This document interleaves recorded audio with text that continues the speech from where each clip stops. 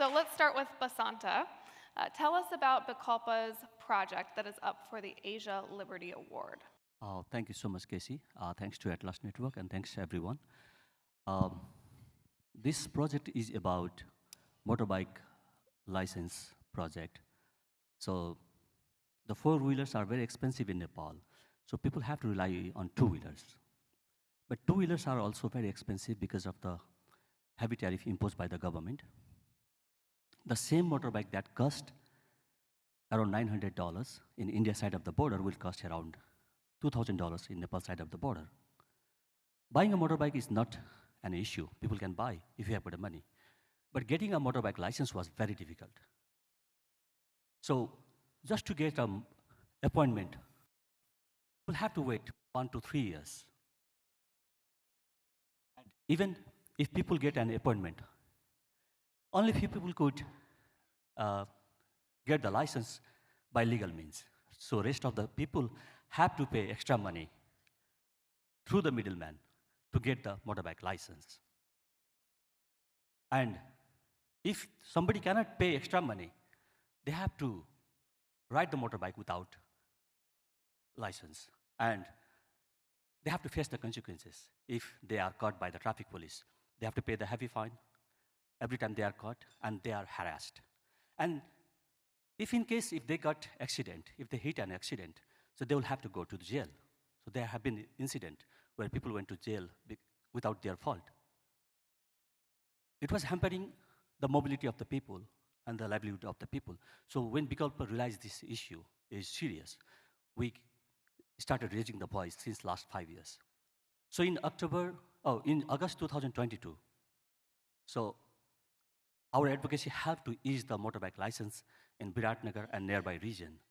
So the same person who has to wait 1 to 3 years just to get a motorbike license appointment now can obtain the motorbike license within 2 weeks. So this is all about the project.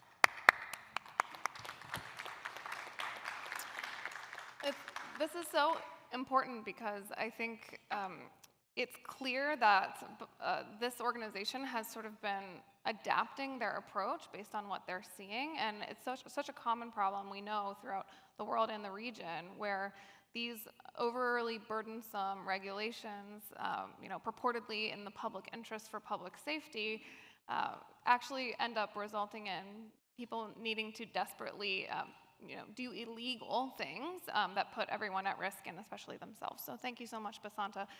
Joseph, why don't you talk to us about the project in the Foundation for Economic Freedom in the Philippines?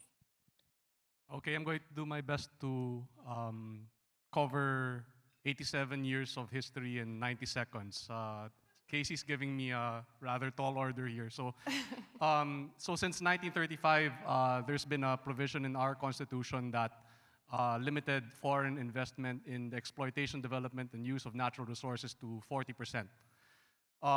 In 2008, our Renewable Energy Act was passed, and the implementing rules of that stated that this provision in the Constitution was applicable to renewable energy sources.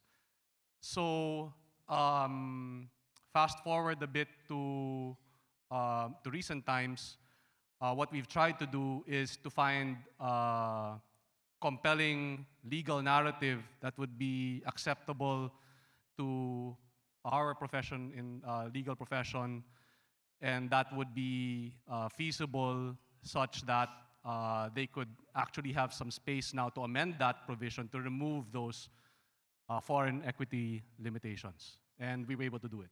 So terrific. He did it. 90 seconds. He convinced me that he was not capable of this. He's like, I'm a lawyer. We were very wordy. I can't do it, but he did it. Yeah, they pay me by the minute, so it's kind of hard to be keeping it to 90 seconds, right? But anyway, thank you. Yeah, we have much more time for questions. It's okay, Joseph. But thank you so much. It's such an impressive project, really focused on the expertise of this team at FEF and just staying steady with years and years of commitment to finding the right way to solve this critical problem for development in the Philippines. Thank you so much. Anton, let's move over to you. Tell us about the work of CHIPS in Indonesia. Yes, thank you very much. So a lot of you have already perhaps heard about what we have been doing from my colleague this morning, from Antea, about the RCEP. So basically, Indonesia, we have ratified the RCEP, which is a trade agreement between ASEAN countries with Korea, Japan, Australia, New Zealand, and China. But the problem is, in like a lot of these trade agreements, utilization rates are quite low generally, but Indonesia particularly, we have very low utilization rates, and we are not able to maximize from the benefits of these trade agreements. So the project was about helping the Coordinating Ministry of Economic Affairs, which coordinates all economic issues in Indonesia with other ministries, to prepare this action plan that would look at key issues or key priorities where we have to work on so that Indonesia also does their homework in terms of increasing competitiveness, but also to ensure that utilization rates of this agreement is much higher, so that Indonesians in general can benefit from this RCEP agreement and participate in a regional value chain and the global value chains. Thank you so much, Anton. So I hope you're all feeling very impressed by our finalists in the lineup, and I hope you know that our judges had a very hard time deliberating, as you might imagine.